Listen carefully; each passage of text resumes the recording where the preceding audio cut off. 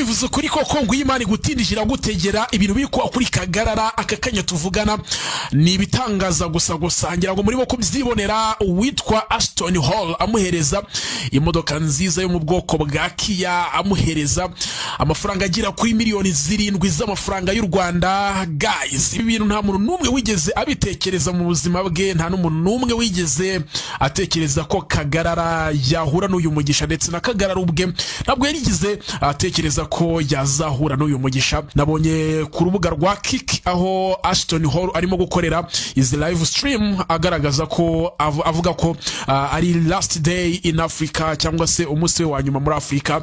Maybe rero ko bagiye gutandukana, cyangwa se bya bindi byo kujya muri Miami nabyo bishobora kutazabaho bitewe nuko bisa nkaho uyu musore yagize akandi kazi wenda kihutirwa, sinzi, ariko tuzagenda tubimenya niba mbasoze kandi mbifuriza amahoro y'Imana isa n'ihirwe mu buzima mudukurikiye kuri Iris Rwanda TV, abari hirya no hino mu gihugu cy'u Rwanda, bari majyepfo amajyaruguru, burasirazuba n'iburengerazuba, by'umwihariko abari mu bwirwa hagati wa Kigali, namwe mudukunda muri hanze y'igihugu, ndavuga abari muri Amerika, Australia, Uburayi n'ahandi, by'umwihariko abarundi mwumva ururimi rw'ikinyarwanda, namwe mbahaye ikaze.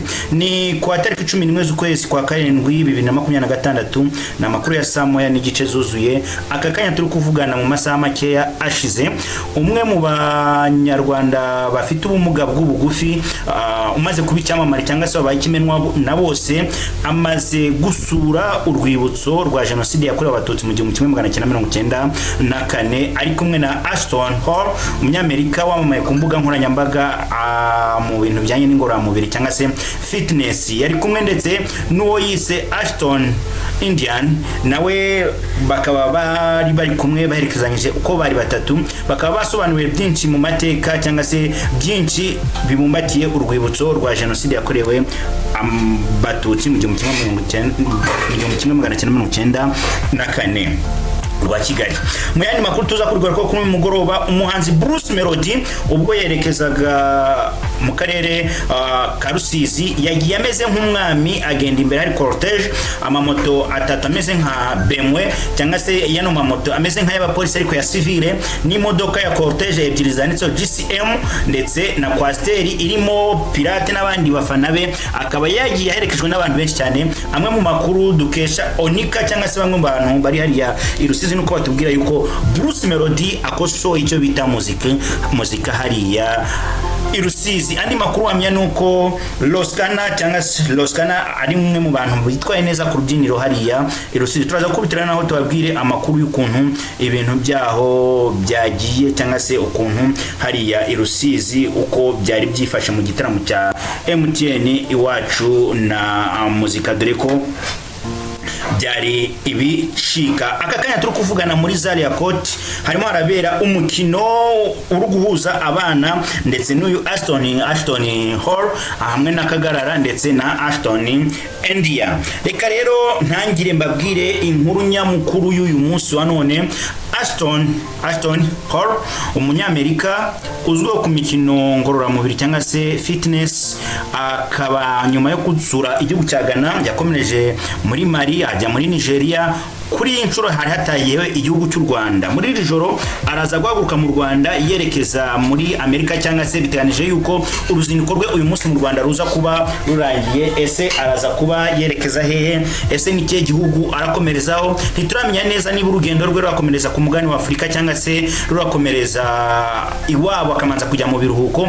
Ariko kimwe twaje kumenya cyo nuko yahaye Kagarara imodoka miliyoni 30, amuhereza na miliyoni 7 z'urushoro. Bivuze ngo uyu muhungu Kagarara yamaze kwandika izina, yamaze kuba umwe mu bamiliyoneri dufite mu gihugu cy'u Rwanda. Umuhungu kwa yuko kurya byari bimugoye no kubaho byari bimugoye, ariko kuri inshuro twavuga yuko life change my dear, no kare umuntu umusuzuguriye mu bikoti, ngo umusuzugurire uko areshya nuko angana, Imana yonyine niyo ihindura amateka. Uyu munsi mu muryango twaba dukenye, ariko ejo twaba dukize. Uyu munsi mu muryango twakwishima ko twabyaye umwana, ariko mu muryango twaba turi no kurira yuko hari n'undi mwana wapfuye. Uyu munsi mu muryango twaba turi kuvuza impundu, ariko abandi bari kuvuza amarira. N'ibyo bintu rero nibyo byabaye kuri Kagarara. Ubu ngubu ibyishimo ni byose, umunezero ni mwinshi, aho mu muryango nyuma yuko asuye n'umuryango we ari kumwe n'uyu Ashton Hall baje basura n'urwibutso rwa Kigali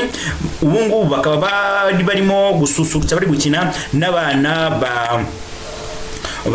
n'abana hariya muri Zaria Court. Kagarara uyu mugabo w'imyaka 25 yamenyekanye cyane ubwo yavaga iwabo akerekezwa mu mujyi rwagati wa Kigali atangira gukina amafilime ari kumwe na Mitsutsu. Amafilime yagiye atandukanye ariko turabizi ubuzima bwa filime byagiye byanga n'ibyafata nkuko yabitekerezaga cyangwa se ngo bikunde nkuko yabitekerezaga.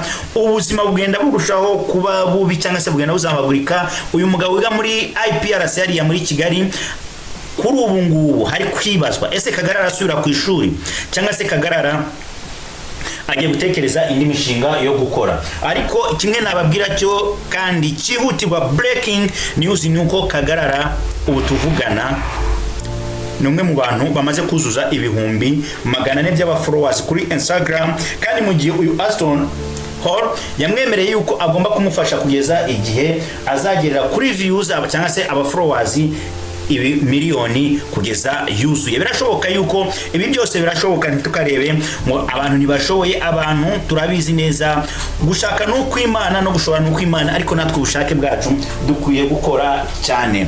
Ni Mr Jean gureka mukomereze amakuru ari kubera igitaramo cya MTN wacu na muzika kiri kubera hari i Rusizi kuri ubu ngubu kirahumuje.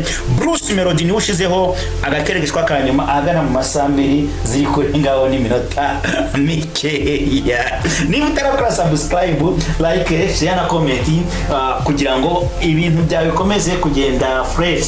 Kora subscribe, like, share na comment ubundi ibintu byawe bigende fresh. Mu karere ka Rusizi nyuma ya Muhanga niko kari kataye mu bitaramo bya ikaze cyangwa se MTN iwacu na muzika. Reka dusubire inyuma gatoya ku kibuga cya hariya ikaze ku kibuga Mbonwa mu karere ka Rusizi hari mu karere ka Karongi akomeje ibitaramo bya MTN iwacu na muzika festival 2026 biri kwa ku nshuro ya 7 aho kuri iyi nshuro hatume Bruce Melody wegukanye Primus Guma Guma Superstar mu mwaka wa 2018. Ibitaramo bya MTN iwacu na muzika festival by'uyu mwaka biri kuzenguruka mu mijyi 7 y'u Rwanda kuva kwa 20 Kamena 2026 kugeza ku ya tariki ya mbere Kana 2026. Akarere ka Karongi kari kakurikiye igitaramo cya 4 uyu mwaka nyuma ya Huye, Akangoma na Kamuhanga. Twakiriye bitatu bibanza. Nuko ngo uture twakira ibitaramo bitatu bibanza bya MTN wacu na muzika harimo Ngoma, Huye, Muhanga. Hari hatahiwe akarere ka 4 ka Rusizi. Abanyamusanze na Rubavu namwe mwitege ko mu misiri imbere ari mwebwe mugiye kuba mutahiwe. Akarere ka Karongi uko igitaramo kuri kiri cyagenze, Chris Easy yahawe umwanya i Karongi. Rukundo Christian uzwi nka Chris Easy niwe wa nyuma mu bahanzi bari bategerejwe i Karongi kuri uyu wa gatandatu muri MTN wacu na muzika festival 2026. Yagiye ku rubyiniro, ariko twumvikane yuko muri abo bahanzi umuhanzi wari mukuru kuri uyu munsi ni Bruce Melody cyangwa se igitangaza 001 Munyakazi. Mbibutse ko nanjye ndi Munyakazi. Mbere yo kuririmba MC Buryohe yasabye abari bari ku kibuga cyambonwa kubara kuva kuri 1 ku 10 kumanuka mu gihe abandi bo babariraga kuva kuri 5. Uyu muhanzi wambaye ipantaro n'umupira uciye amaboko ufite ingofero bijya gusa umuhondo yahereye ku ndirimbo Edeni yakoze mu mwaka wa 2023. Davis yeretswe urukundo i Karongi nyuma yo kwinjira mu ndirimbo Biryogo. Davis wari wambaye imyambaro y'umweru kugeza no ku gomfero yaririmbye izindi ndirimbo ze zirimo Kimwe Zero na Ifarashi zabyinwe cyane n'abari ku kibuga cyambonwa cyakiriye igitaramo cya 4 cya MTN iwacu muzika festival 2026. Indirimbo ya 4 yabaye Micro ayikurikiza Lolo, Jeje na Dede. Wabonaga ko abanyakarongi babyumva cyane ubwo yari yageze kuri Berimuda yakoranye na Bulldog na Bushari. Uyu muhanzi wundi uri mu baririmba muri iwacu muzika festival yamusanze ku rubyiniro bafatanya kuyiririmba. Indirimbo yasorejewe ni Itara iri mu muze zakunzwe. Yasabye abanyakarongi gucana amatoroshi ya telefone, babikoze atangira kuririmba. Davis yageze ku rubyiniro i Karongi. Umuhanzi Davis D wamenyekanye cyane nka Davis D yageze ku rubyiniro rw'ikibuga cyambonwa ikarongi yinjira mu ndirimbo Biryogo yakoze muri 2015 nkuko nayimaze kubibabwira. Wakoze subscribe cyane nturayikora cyondaho kugira ngo amakuru n'ibiganiro byacu bikomeze kukugeraho ku gihe.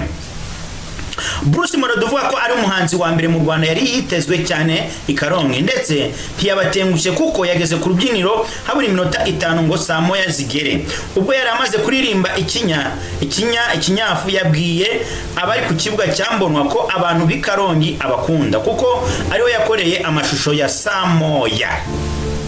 Indirimbo ya kane yabaye kuba n'isindi yongeye gusaba abakunzi be kuririmbana nawe nkuko yabikoze aririmba ikinyafu. Muri aya masaha hari hakonje nyuma y'akavura kaguye ariko ntibyabujije ko benshi babyina indirimbo ze zirimo Bado Pom Pom Pom na Hands Up. Kugeza aho hari hashize iminota 25 Melody abaza abafana be ati show tuyikomeze. Yahise akurikizaho kungora yakoranye na Sani wo muri Uganda mu myaka 7 ishize, ariko nayo Sani uba muri Kenya no munyarwanda, ariko nayo yatumye benshi bakomeza kubyina anayisorezaho mu buryo busa n'ubwatunguye bamwe. Buza ngo Bruce Melody yabateye urukumbuzi rwinshi hariya ikarongi. Bibutse ko ku munsi w'ejo mu gitondo cya kare ni live kuri Wisdom School ya Ngororero. Bruce Melody yinjira ku byiniro rw'ikarongi mu buryo bwihariye. Umuhanzi itaha iwacu Bruce Melody wamenyekanye nka Bruce Melody dore uburyo yinjiyemo kuri stage. Yageze ku byiniro rwo ku kibuga cyambonwa ikarongi ahari kubera igitaramo cya kane cya MTN Iwacu Music Festival. Yasabye iminota 5 kugira ngo abageze ku rubyiniro ahabanje itsinda ry'ababyinnyi be mu gihe yinjiriye mu ndirimbo Celebrate yakoze muri 2023. Uyu muhanzi niwe wegukanye Primus Guma Guma Superstar watumiwe mu gitaramo cyo kuri uyu wa gatandatu aho yatwaye iya 2018. Kenesore yifatanyije abikarongi ku munota wa nyuma. Guys, niba utarakora subscribe, like, share na comment, I beg you please cyondaho amakuru yacu n'ibiganiro byacu bikomeze kukugeraho ku gihe. Ibindi ndabakunda cyane kandi bahoza ku mutima mbifuriza amahoro y'Imana. N'umuhungu wanyu Mr. Ngugu on Iris Rwanda TV.